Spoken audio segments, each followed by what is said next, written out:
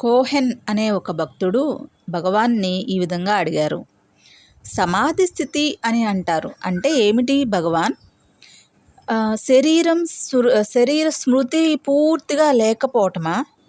అదేమో నాకెప్పుడూ కలగలేదు. కనీసం నేను నిద్రలోకి కూడా వెళ్ళిపోవట్లేదు. ఆత్మజ్ఞానానికి ముందు సమాధి స్థితి తప్పదా అని కోహెన్ భగవాన్ని అడిగారు. అప్పుడు భగవాన్ ఈ విధంగా నవ్వుతూ సమాధానం చెప్పారు. అయితే నీవు మత్తుమందు తీసుకోవాల్సి ఉంటుంది. శరీర స్మృతి పూర్తిగా లేకపోవటం అంటే ఏమిటి నీ ఉద్దేశం?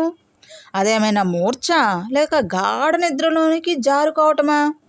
సమాధిలో మనసు జాగ్రత్తలోనే ఉంటుంది. అంటే మెలకువగానే మనం మన కాన్షియస్గానే ఉంటాం అన్నమాట సమాధిలో కూడా. కానీ ఎలాంటి తలంపులు అంటే ఆలోచనలు ఏమీ లేకపోవటం, దానివలన మనం ఆనందాన్ని అనుభూతి పొందుతామన్నమాట. సమాధిలో మనసు బ్రహ్మమును అనుభవించేటంత మెలకువగా ఉంటుంది.